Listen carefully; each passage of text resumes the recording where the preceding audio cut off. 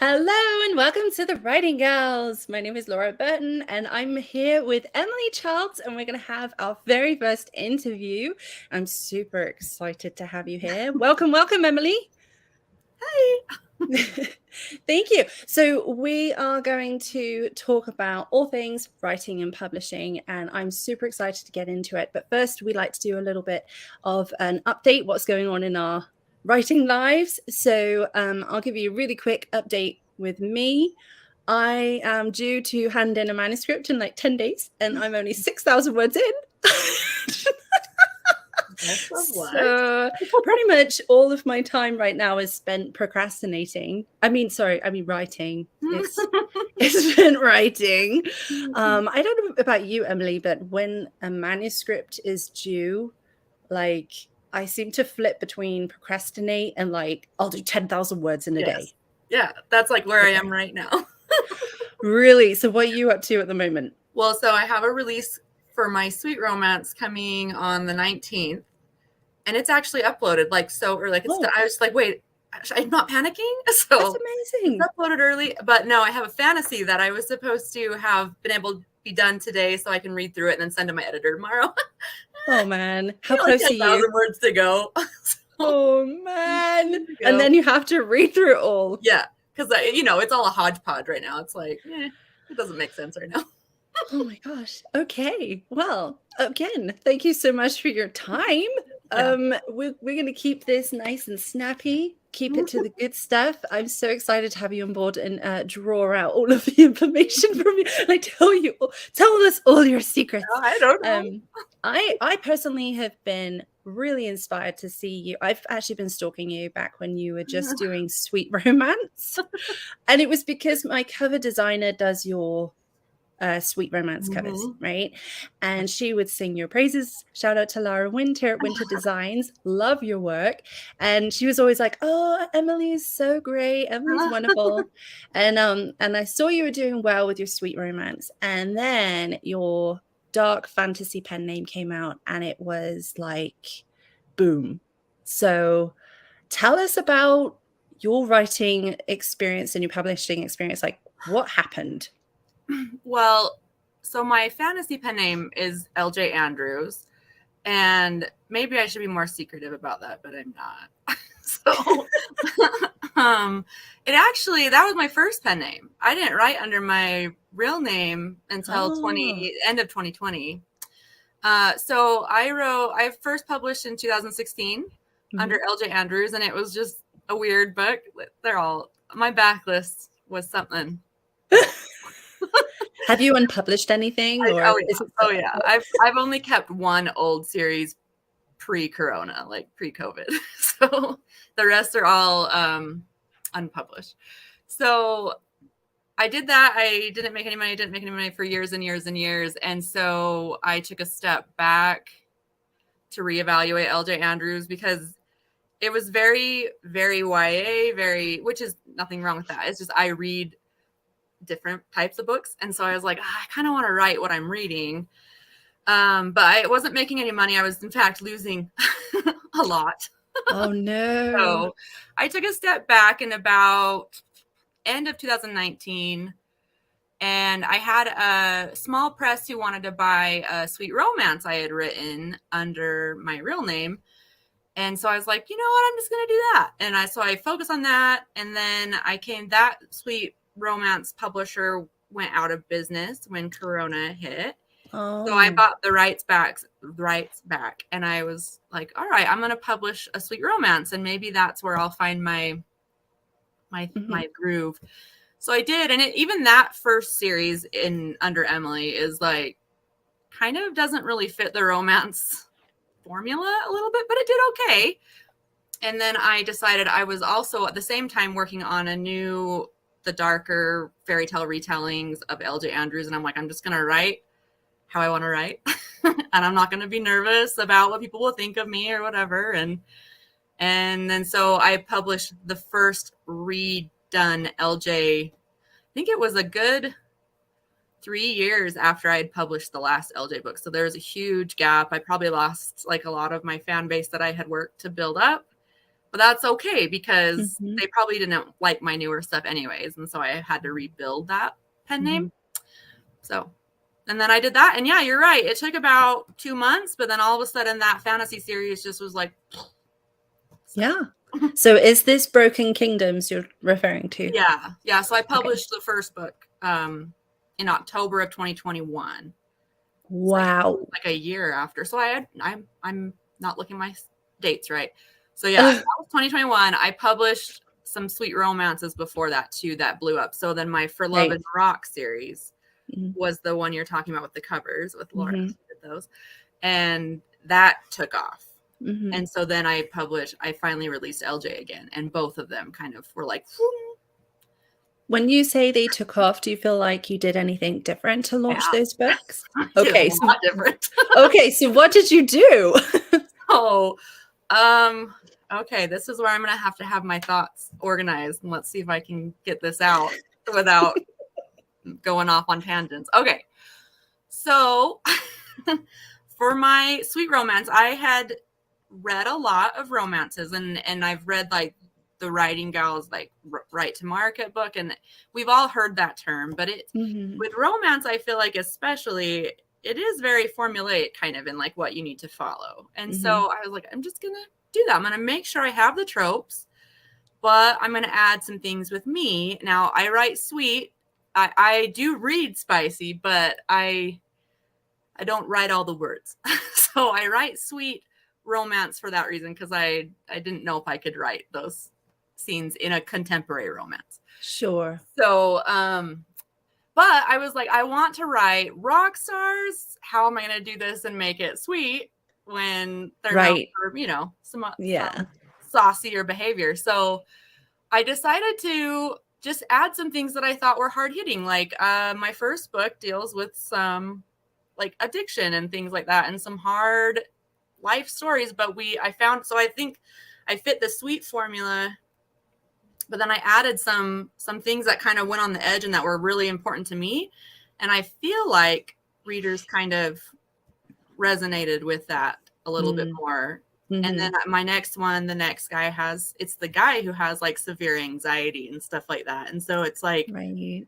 it dealt with some things, but I did a few things different. I started working with, before that series launched, I started working with Brian Cohen on Amazon ads, and I started learning all I could on Facebook ads again. I had already taken, I think, every course under the sun. Yeah. But I really started looking at covers, and I wanted the sweet romances to kind of fit with the steamy books. So I like studied that, like how can I make it so people don't think it's steamy, but Mm. also fits Mm. with them. Mhm. And so I actually got rid of some pride that I had been carrying before. And I was like, I'm just going to do what the market demands instead of what I want to do. Yeah. So I did that with the writing, the pacing, the covers. Mhm. And then I started some Amazon ads, started learning that. I worked on release strategies. So for that one, I did a 99-cent release. I don't do those anymore, but, and I kind of just built up buzz for it. I guess I worked really hard to build a buzz. What And kind of things did you do to build a buzz? so I always posted like 3 times a week. Now I post every day on social media across my names, but Mhm. back then I was a lot. So now I have people like that are doing Yeah. it for me, so it's easier. Well, But that's helpful. yes, but so I would post like little blurbs from the book, just like a little snippet, because it was all sorts of banter, and then I would post like the tropes. I would really try to shine the Mhm. light on the tropes that were coming. So the first book is Brother's Best Friend, which I love that trope. I eat every book up. And so but they were frenemies. Do you know what I mean? Mhm. So Mhm. they're like, so they had this intense like back and forth. And so I'd always That's post, even better. yeah. So I would post like little snippets of them, and she's like this. They're like complete opposites of what you'd think. So I would say he's an introverted rock star, and she's a chatty Oh, librarian. So like fun. she's the jabberjaws, and he's just like, leave me alone. But like their Oh. jobs are very, and so I don't know, people just started loving that, like these little snippets of their banter. And then I would have like an image that I would make in PicMonkey or BookBrush or Canva. And that was it. And then by the time, then I actually on that one, I really did go to people who knew me. I don't really, you know, people who are close to us, like know us in real life, they're not like our biggest fans. So, but I did. I was like, I actually messaged and I was like, if you want to be reminded or whatever that I've released a book, let me know and I'm going to send you a link. So I did that on the first For Love and Rock book. I actually emailed links of people who were like, yeah, let me know. I want to know. And I did. I was like, fine, you said so. And I don't know if you bought it, but I don't know. It helped. I think it boosted it. It kind of got a little stickier. I didn't even do like a lot of promos, like paid promos, but that got started. And then, yeah, that's how that series started taking off. And then I just think people started liking it because it kind of teetered on the edge of like, this can be heavy stuff that we're talking about, but it's sweet, fun, bantery light too. So it's very clever, and I think it's no surprise it took off, because being that intentional and having the content where perhaps spicy readers will pick it up and they'll read it. And if we look at, I feel like the indie market is more exaggerated than the trad market. So like the first name I think of is Sophie Kinsella. Her books are rom-com. They don't really have much spice in them, if any. They're just great. And no one complains in the reviews, but the indie market is very different. But what you find is the spicy romance has those deeper themes in them. And if you include them in your what you did, you've probably pulled them in and they've kind of enjoyed it, not realizing there wasn't any spice in there. Yeah. I have a lot of reviews that say that. They're like, I usually read spicy, but I loved the stories. Oh, I should add, I did a thing. Ooh. I did do a thing because I am a spicy reader, technically. What is the thing? I add a spicy scene that they can download. Oh, yes. And I wanted to test. I was like, I want to see where my crossover is. So they have, after the bonus scene, I always provide a bonus scene because let's face it, that's the best. And I mean, I love my bonus scenes that I get when I read a book. Anyway, but right under it, I say I have a steamy scene. This will have on-page sex. So if you don't like it, you're going to hate it. So don't do it. And it has been almost dead even of how many people download the spice. So I have so many crossover readers. And at first I was worried that wouldn't be good, but it's helped it. And I've got people that are like, I love spice, but I like these books. They're like my palate cleanser. So it's so smart because you're building your newsletter as well. So, and it's going to be like a warm newsletter. It's not just freebie seekers, you know, someone's already had to read your story, right? To get to that. Yes. It's in the link. So they have to get there. And it's just, it's interesting. It was my little like market research. Yeah. And yeah, it's like almost dead even on all of them. So I'll check like my downloads on BookFunnel, or because I use BookFunnel, and it's like the bonus scene, then right under it's the steamy scene for all my books. So it kind of lets me get out my spice that I like to write. And lets me kind of get it out there. I love it. Get it out your system. Yeah. Not everyone has to read it if they don't want to read it. Sure. Okay, so tell me about your you were saying your dark fairy tales, like what you did differently this time. I didn't even know that was your original pen name. So that's so interesting. So LJ's been around longer. Didn't do as well at first though. So let me think. So those ones are spicier, but again, it's fantasy. So I use different language, I guess. And I think that's why I don't know why I just struggle with some of the terms. So those ones are not considered clean. I actually got a message from someone who like nominated Curse of Shadows and Thorns for like a clean award. And I was like, Was it a swoony award? I think so. And I had it's clean. I was like, I wouldn't. The first one is they just fool around, but then they get progressively spicier. So with that series, what I did was a lot of studying. And I really wanted to know, because it's fantasy romance. So again, it's still formulaic in a way, but I really wanted to decide what can I do to make a new fantasy romance world? Because I like to write second world, but make it stand out. And we're Scandinavian, so I was like, Vikings it is. Perfect. Vikings. Let's do Vikings. But I love Fae, so I was like, they're Fae Vikings. That's what they are. I love it. Yeah. I love it. And so I did, that was my little spin, is they live in a Norse inspired world. And I use like language from, because my grandparents are Swedish. And so I use Swedish words, and had so many Swedes be like, you know what that means? That means something in Swedish. And I was like, I know. I know, it was intentional. So I love it. But yeah, so that's how I came up with that. And I followed, what was I saying? I actually wrote the second couple in that series first, because that had some traditional interest in the years I took off with LJ, and it just got rejected and rejected and rejected. So finally I was like, okay. But then I decided to add like a fairy tale spin to all of them, because that one had a masquerade. So it made me think of Cinderella. So I was like, but I love Beauty and the Beast, so I'm going to start with Beauty and the Beast. I love it. The first couple is kind of very loosely based. It's not, it doesn't follow. But, and so now they're all just fairy tale based with Norse and Vikings and Fae. And I love them. I love them so much. I've told you before already, but I've got all the paperbacks because I love them so much. Like I think I speed read like the whole series in maybe a week, I think. And like I need to go back and read like slower, because I feel like it was just like it was so good. And the language is so wonderful. It kind of reminds me of, it's like a blend of Tolkien and like J.K. Rowling. I just love like the world building, and the dialogue is so rich. Like you just feel like you're there, you know? And yeah, I love it so much. And it's so funny because you converted me to Vikings, because whenever I thought of Vikings, I thought of How to Train a Dragon.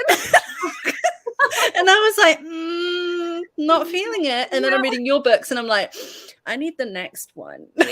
Like now. That's the other thing, is I really studied tropes in fantasy romance.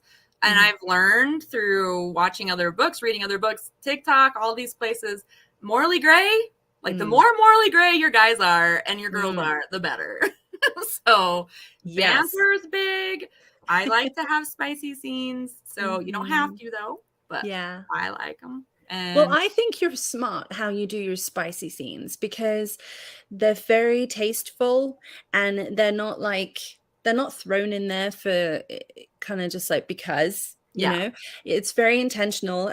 I mean, you're really about the slow burn. Most of the time I'm like, when are we gonna get to oh my gosh, like you do tease. But then when they do, it's like an incredibly beautiful, rich experience, which I really respect, and I take inspiration from for myself. So it gave me like courage that when I wrote my pirate romance, I was like, I can write scenes, and my second one is more spicy. I took on board your advice as well. Like we talked about this. I'm like, I can go there. But with book one, like you said, the first one, they fooled around. It got a little bit. I think as you're finding your feet, they fool around.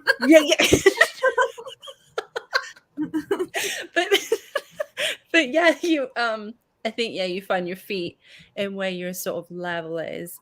It's getting more like, it's funny. I found you can tell. My readers tease me because like you can tell you're finding your groove throughout the whole series, because like book 7, that's the one I need to be done with today. And I just wrote the scene and I was like, what have I done?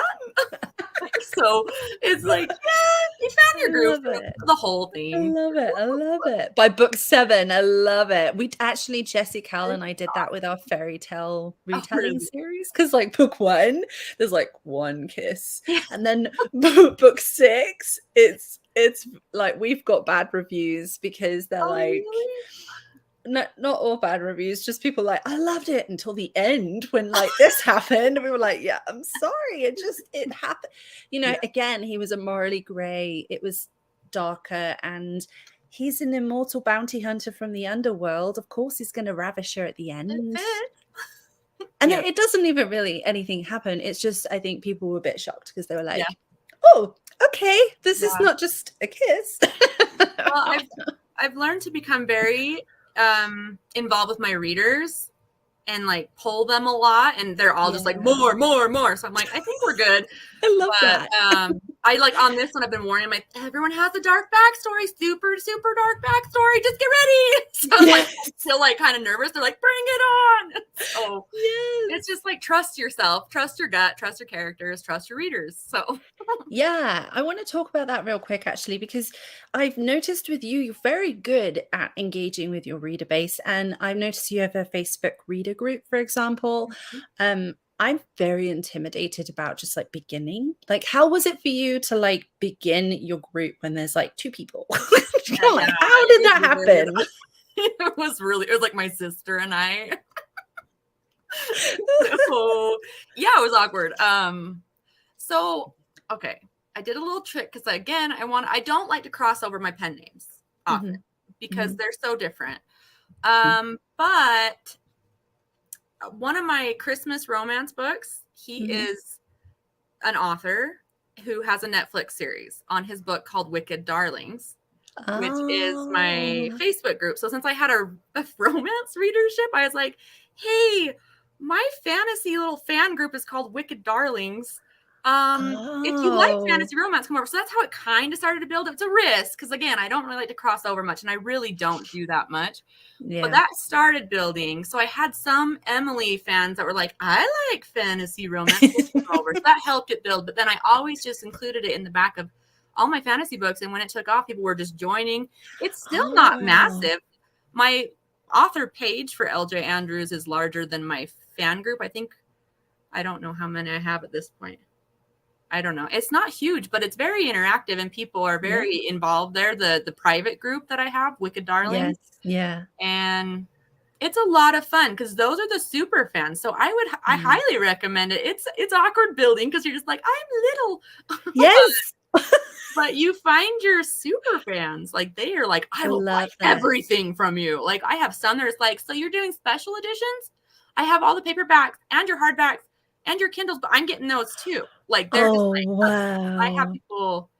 Yeah. I had someone get a tattoo and I was like, I've arrived. No way. Yeah. She's like, I'm getting my tattoo. And I was like, sweet.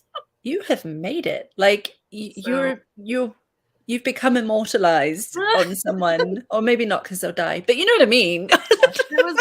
It's good. It's fun. It's small. I would love it to be larger. I have plans for it, like how to engage readers in the future, because this series specifically for LJ, the Broken Kingdoms, is divided into kingdoms, hence the name. And like I want to do like these special invites for like the super fans where they can sign up and they get like an invitation that they're part of one of the kingdoms and then they get a magical power and like all this stuff. So like I have all these ideas. I love it. Oh, like I have all these ideas that, and I love it. I think they would dig it. Like they would. Awesome. Yes. So, but I've met a bunch of Norse, like a lot of Norse pagans are in my group. Wow. And they've been helping me a lot with the lore. Like they are so into that. Oh my gosh, if I can be part of it, that's great. So they've helped me a lot with all the folklore and stuff like that. So it's great.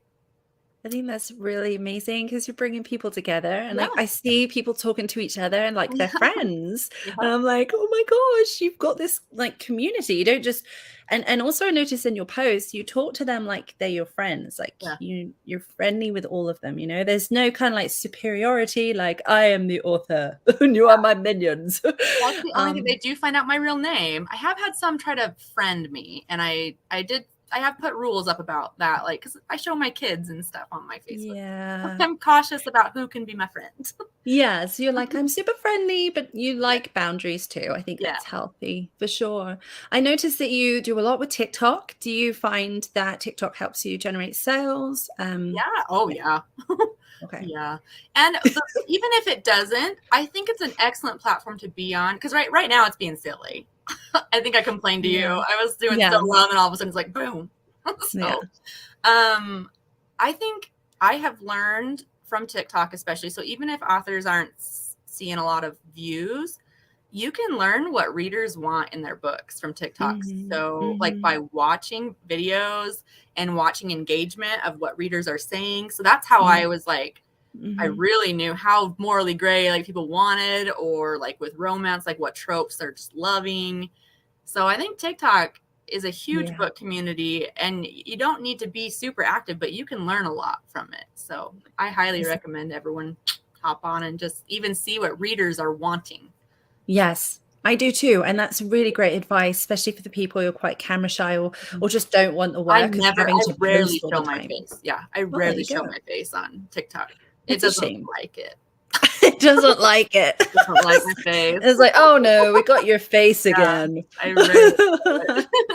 But it's also important to remember that TikTok was modeled on a slot machine in Vegas. So they give you this.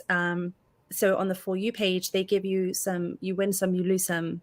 So that every time you see a video that resonates with what you're interested in, it gives you a little shot of dopamine, and then it keeps you on the app and nice and addicted. Yeah. And they also do it with creators. And I've seen this in articles saying that TikTok will give you views, big views, to keep you there, and then your views will go down and they'll give them to somebody else. Rude.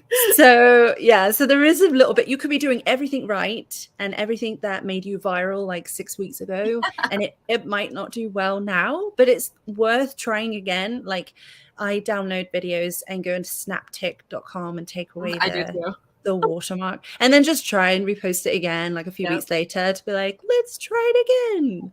Yes. And that's the Yeah. thing. There's a lot of frustration with every platform, but my word this year is pivot, and it helps a lot, like how it is going down. I was at 300,000 last, or like 10 days ago, and now it's like 300. Yeah. But it's just like, okay, how do we figure this out? Like, I did it before, we'll do it again. Like, then you just try things, test and try. And that's the whole key to this whole author shebang, I think. It's true. And I want to talk about your mindset, because dealing with, you've got Amazon ads, Facebook ads, you've got a Facebook group, you've got TikTok going on. You're on this big kind of like roller coaster journey. You have massive growth.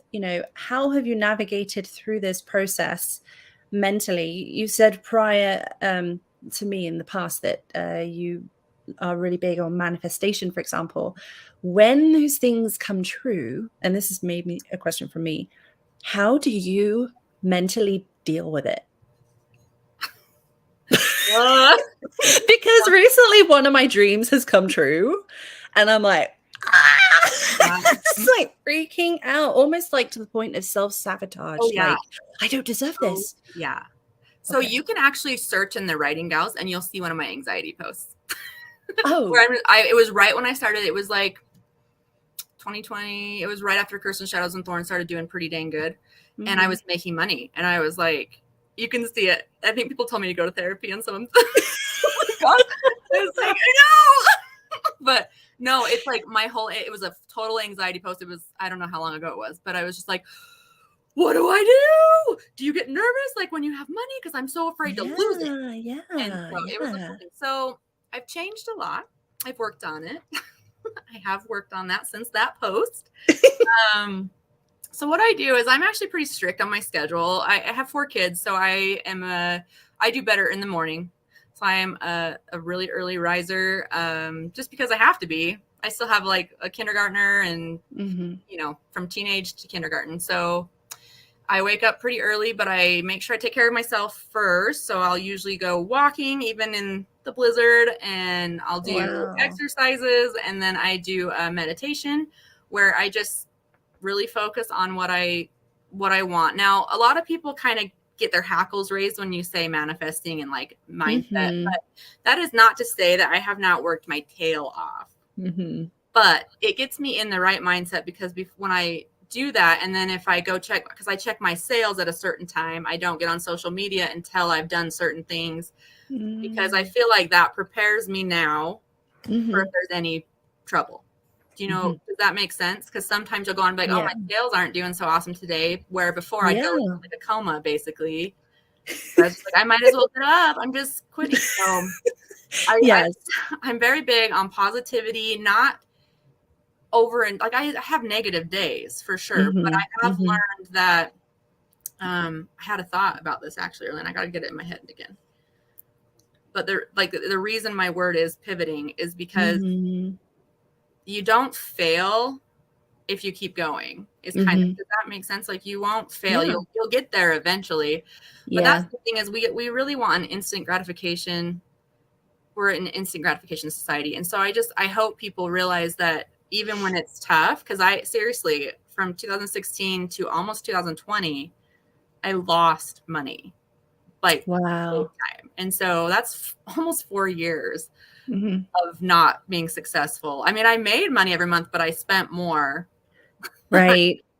So sometimes it just takes rethinking and learning lessons. And I've just learned to take those lessons and think on them. And if I want a goal, I've stopped being afraid of wanting it, if that Mhm. makes sense. So I remember No, I that used to is see people who would make like $1,000 a day, and I was like, that's mind blowing yeah. to me. But for like 2 solid years, I envisioned $1,000 a day. Mhm. I don't want to talk a lot of I don't know if you want me to talk money, but like we hit that. Yeah. So it's Well, like, yeah. So if you don't mind sharing, where are you at in your author career now? what do you mean? How Like do you want me what, to answer it? how much money are you making? Where are we at? Where are we at, So, girl? I closed last year out at almost 700,000. Oh, wow. And that, yeah. So, yeah. So 7 figures this year. That's the goal. So this month I've been watching, because I figured out how much I've got to make. Yeah. I think I need to make around 2,800 to 3,000 a day to get to 7 figures, if I'm doing my math right. Mhm. And so that's what I've been in my head now. And it's like, that used to scare me. Like yeah. And you know what though? 12 days in, we've hit that number like every day. Yes. Oh, that So is amazing. I don't know. I'm not saying my mental games are doing it, but I think what manifesting and mindset does is it gets you in the proper places to take the actions needed to make things work. And it helps you, if you're like me, who has a lot of anxieties that get very irrational at times. Yes. It can help you I'm pull it like through. you. Yeah. I wasn't saying yes, like you are irrational. I was like, no, that's me. Like I was so bad at it. If my income for the day dropped like $100, I was like, well, my business is failing. Yeah. Like I was so bad. And now it's add more pressure because I have employees. And so it does kind of add more pressure. You're just like, oh, okay. But at this point, I'm just like, all right, if we find a problem, we will work through it. Like I had the piracy issue this week. Yes. I did Oh my not gosh. freak out like I thought I would. I was just like, okay, let's work through this. You dealt with that amazing. So just for the viewers' benefit, what happened there? Oh, we all deal with pirates, but Curse of Shadows and Thorns was uploaded to Apple and Amazon found it.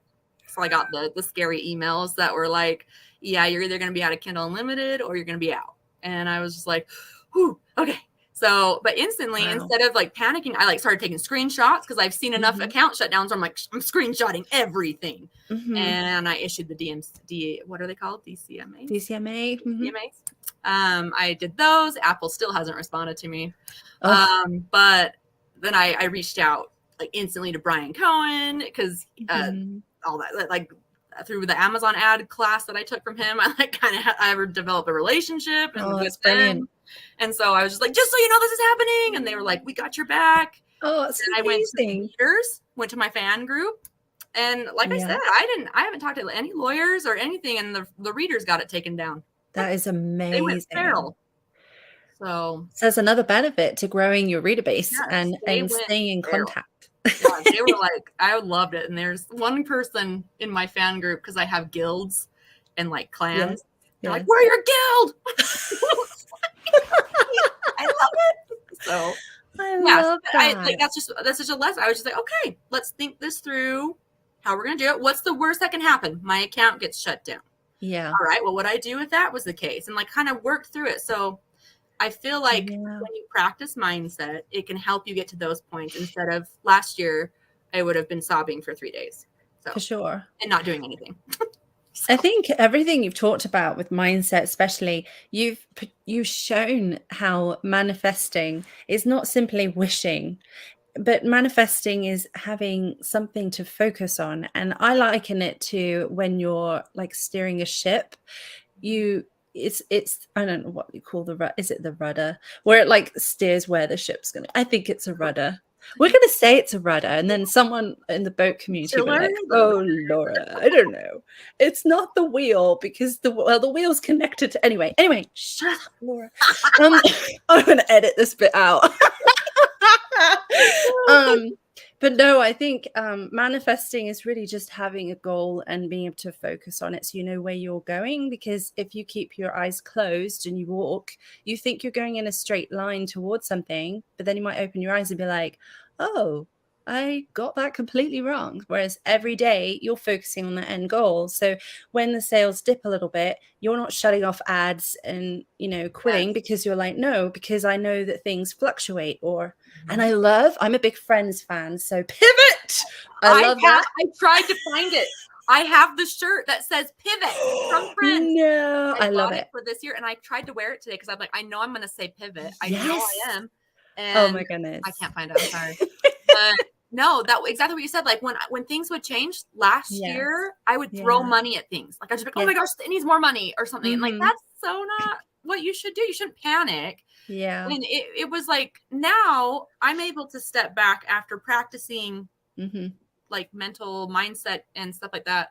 I'm able to step back and like give things a few days. Wait, let's see what the data says after a little bit. And then we'll worry about it. Like maybe if sales really start to dip, I might need to be looking at a cover or maybe, something like that. Yeah. So I love that. I feel like I could feel like I could talk to you for 3 hours on this topic because I've already learned so much, but I love that it looks like you've been very intentional about what you're doing. You've done your market research.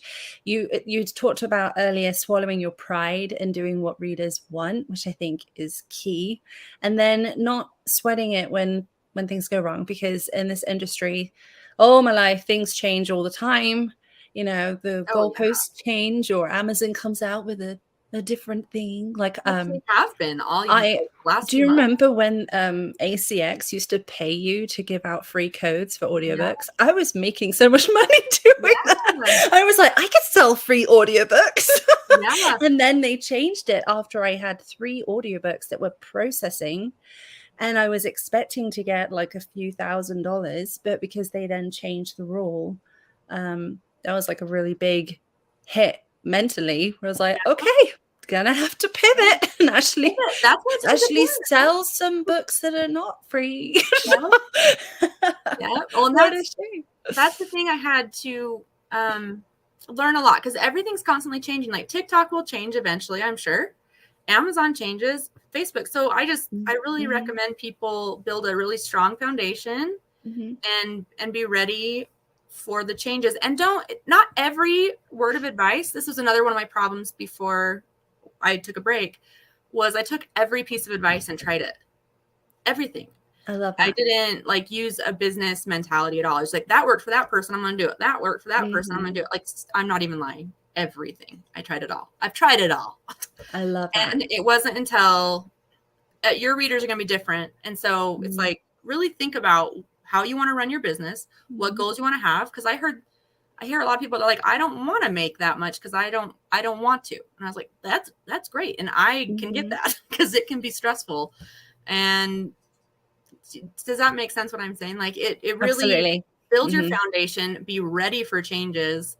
Yeah. And I even have to prepare. That's why we just are trying to have good money management skills, because I don't know what the whole year will look like. I don't know what life will bring. So just be ready for changes and have a strong foundation and a reader base. So amazing. You've got your head screwed on right. You know what you're doing.